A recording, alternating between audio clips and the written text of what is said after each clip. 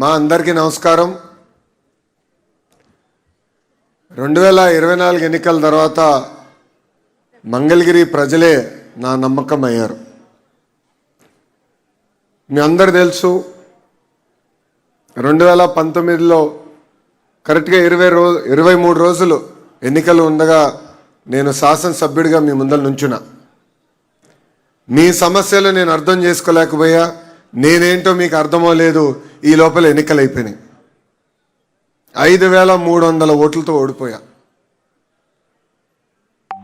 ఓడిపోయిన రోజు బాధ ఆవేదన నాకు కలిగింది. కానీ రెండో రోజు నుంచి ఆ బాధ ఆవేదన నాలో కసి పెంచింది. ఇక్కడనే మళ్ళీ పోటీ చేయాలి, మీ మనసు గెలుచుకోవాలని ఆనాడు నా ప్రయాణం ప్రారంభించా. 5 సంవత్సరాలు ఎప్పుడు మంగళగిరి ప్రజల్ని కలిసినా, ఆయా దశాబ్దాలుగా మేము మా ప్రాంతంలో నివసిస్తున్నాం. బంధువులు కానీ మిత్రులు కానీ అందరూ మా ప్రాంతంలో ఉన్నారు. రూపాయి జమ చేర్చి ఈరోజు ఇల్లు కట్టుకున్నాం. ఎవరో అపోవాలేస్తున్నారు, ఇక్కడ ఉండేదానికి లేదంటున్నారు, రేపు మా భూమి లాగేసుకుంటున్నా అంటున్నారు. మీరు మా భూమికి శాశ్వత హక్కు కల్పించండి అని మీరు అడుగుతూ వచ్చారు. ఆ రోజు నేను మీ అందరికి ఒకటే చెప్పా, ఒకేసారి అందరు భూముల్ని నేను రెగ్యులరైజ్ చేయలేను. ఎందుకంటే కొన్ని అటవీ శాఖ కింద ఉంటాయి, కొన్ని కొండ పోరంబోకని ఉంటాయి, అనేక క్లాసిఫికేషన్స్ కింద ఉంటాయి. కానీ తప్పనిసరిగా ఇచ్చిన హామీ 5 సంవత్సరాలు నేను నిలబెట్టుకుంటా అన్నాను.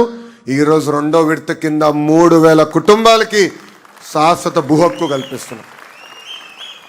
భూమి మీది, మీరే ఉంటున్నారు, ఇల్లు కట్టుకుని నివసిస్తున్నారు, కానీ తాకట్టు పెట్టే పరిస్థితి లేదు. భయంతో మీరు బతికారు. ఎవరో వస్తారంట, ఎవరో బీకేస్తారంటనా దశాబ్దాలుగా ఒక భయంలో మీరు బతికారు. ఈరోజు ఆ భయం అనేది పోతుంది. అది మీకు శాశ్వత హక్కు ఆ భూమి పైన ఈరోజు కూటమి ప్రభుత్వం మీకు కల్పిస్తుంది. సుమారుగా 1000 కోట్ల రూపాయల విలువైన భూమిని ఈరోజు మీకు అందిస్తున్నాం.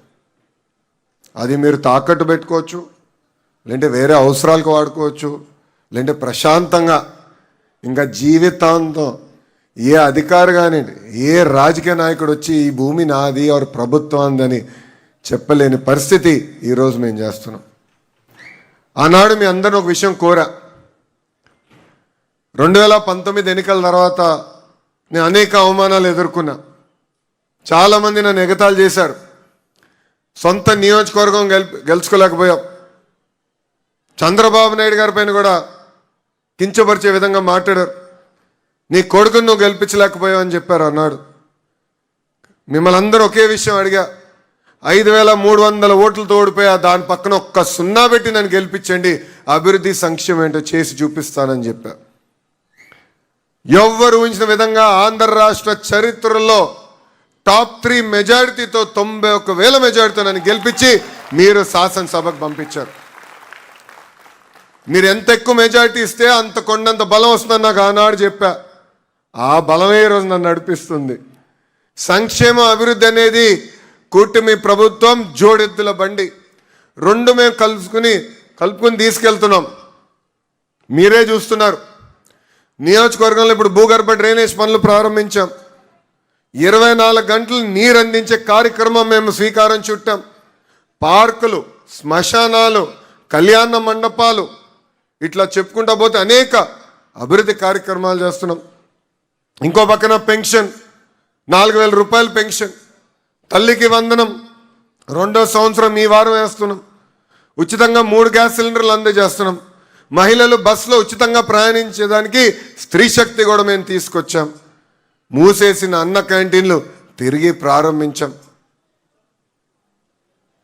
కానీ ప్రజలందరూ ఒక విషయం గుర్తుపెట్టుకోవాలమ్మా,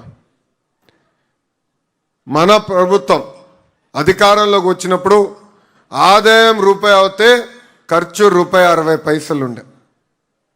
పెన్షన్లు, అధికారుల జీతాలు, ఇంకో పక్కన అభివృద్ధి కార్యక్రమాలు. గడిచిన 2 సంవత్సరాలు కూటమి ప్రభుత్వం అహర్నిశలు కష్టపడి పెద్ద ఎత్తున పరిశ్రమలు తీసుకొస్తాం కానివ్వండి, ఆగిపోయిన పనులు ప్రారంభిస్తాం కానివ్వండి, ఇవన్నీ చేసిన తర్వాత ఈరోజు ఆదాయం రూపాయి వస్తే ఖర్చు ఇంకా రూపాయి 40 ఉంది. ఇంకా ఆర్థిక ఇబ్బందుల నుంచి మనం బయటికి రాల. కానీ కూటమి ప్రభుత్వం లక్ష్యం ఒకటే, ఇచ్చిన హామీ నిలబెట్టుకోవాలని. అందుకే మీరు తిరిగి అడిగే లోపలనే ఈరోజు ఈ కార్యక్రమం ఏర్పాటు చేసుకున్నాం. అంతేకాదు ఆనాడు మీ గడపకు వచ్చినప్పుడు గౌరవంగా బట్టలు పెట్టి పట్టాలు ఇస్తానని చెప్పాను. ఆ హామీ ఈరోజు మీ లోకేష్ నిలబెట్టుకుంటున్నాడు. అమ్మా మీరందరూ చూస్తున్నారు, ఆంధ్ర రాష్ట్రంలో 3 పార్టీలు కలిసికట్టుగా పనిచేస్తున్నాయి. ఒక పక్కన తెలుగుదేశం పార్టీ, ఇంకో పక్కన జనసేన పార్టీ, అదేవిధంగా భారతీయ జనతా పార్టీ కలిసికట్టుగా పనిచేస్తుంది. ఢిల్లీలో కూడా ఎన్డీఏ ప్రభుత్వం ఉంది. ఇదే డబుల్ ఇంజిన్ సర్కార్ అంటారు. ఎందుకంటే అభివృద్ధి సంక్షేమం చేయాలంటే కేంద్ర ప్రభుత్వం సహకారం చాలా చాలా అవసరం. ఈరోజు గౌరవ ప్రధానమంత్రి శ్రీ నరేంద్ర మోడీ గారు ఆంధ్ర రాష్ట్ర ప్రజల కోరికలన్నీ ఒక పద్ధతి ప్రకారం తీరుస్తూ వస్తున్నారు. సౌత్ కోస్ట్ రైల్వే జోన్ ఏర్పాటు చేయాలని 3 దశాబ్దాలుగా మనందరికీ ఉన్న కళ, అది నెరవేర్చిన వ్యక్తి గౌరవ ప్రధానమంత్రి శ్రీ నరేంద్ర మోడీ గారు. పోలవరం, అమరావతికి పార్లమెంట్ ద్వారా ఆంధ్ర రాష్ట్రానికి శాశ్వత రాజధాని అని అమరావతి తీసుకొచ్చిన గొప్ప వ్యక్తి నరేంద్ర మోడీ గారు. ఇంకో పక్కన నాకు అన్న సమానమైన పవన్ అన్న కూడా ఉన్నారు. మొన్న కూడా అన్నను కలిసినప్పుడు ఒక మాట అన్న రాజకీయాలు వేరు, రిలేషన్షిప్ వేరు. ఆ రోజు చంద్రబాబు నాయుడు గారిని ఒక తప్పు కేసు పెట్టి జైలుకి పంపించినప్పుడు కరెక్ట్గా 3 రోజుల తర్వాత పవన్ అన్న వచ్చి నన్ను కలిశాడు. ఆయన ఒక మంచి మాట అన్నారు, నీకు అన్నగా నేను నిలబడతా, నీకేమున్నా ఎప్పుడున్నా ఒక్క ఫోన్ చేయని నాకు భరోసా ఇచ్చింది మా పవన్ అన్న. ఈరోజు క్యాబినెట్ మీటింగ్లో మంగళగిరి పనులు వస్తూ ఉంటాయి. 100 పడకల ఆసుపత్రి కానివ్వండి, మిగతా కార్యక్రమాలు వచ్చినప్పుడు నా ఎదురుగా అటు పక్క కూర్చుని ఉంటారు. ఆయన నా వైపు చూసి బాగా నవ్వుతారు, అన్నీ నువ్వు పట్టుకెళ్తున్నావా అన్నట్టుగా. అంటే అందరం కలిసి పనిచేస్తున్నాం, పోటీ పడి పనిచేస్తున్నాం. రాష్ట్రాన్ని అభివృద్ధి చేయాలి, దారి తప్పిన రాష్ట్రాన్ని సరైన దారిలో పెట్టాలి లక్ష్యంతో మేమందరం పనిచేస్తున్నాం. ఇంకా మీ లోకేష్ మీరిచ్చిన బాధ్యతని ఒక పద్ధతి ప్రకారం ముందరికి తీసుకెళ్తున్నారు. నేను ఆనాడు కూడా చెప్పా, మంగళగిరి ప్రజలు హాయిగా బతకాలి, రాజకీయ ప్రమేయం ఉండకూడదు, రోజువారీగా చల్లగా ఉండాలి, అభివృద్ధి సంక్షేమంతో పాటు మన పిల్లలకి పెద్ద ఎత్తున ఇక్కడనే ఉద్యోగాలు ఉపాధి కల్పించాలి లక్ష్యంతో నేను ఈరోజు పనిచేస్తున్నాను.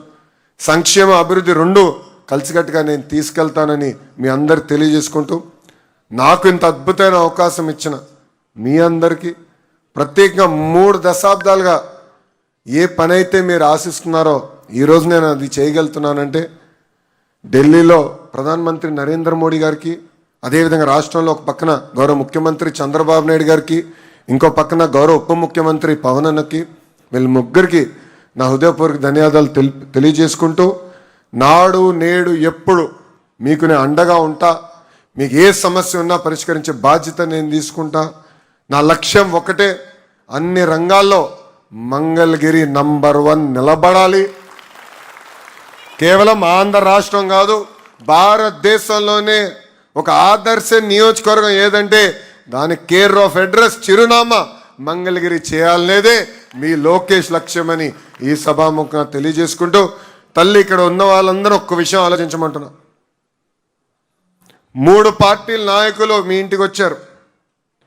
ఎందుకంటే అధికారులు వచ్చి కొలతలు తీసుకున్నప్పుడు కంపల్సరీ రాజకీయ నాయకులు కూడా ఉండాలని చెప్పా. ఎందుకంటే అపోహాలు వస్తాయి, ప్రజలు కంగారు పడతారు, అందరు కలిసికట్టుగా వెళ్ళండి అని చెప్పా.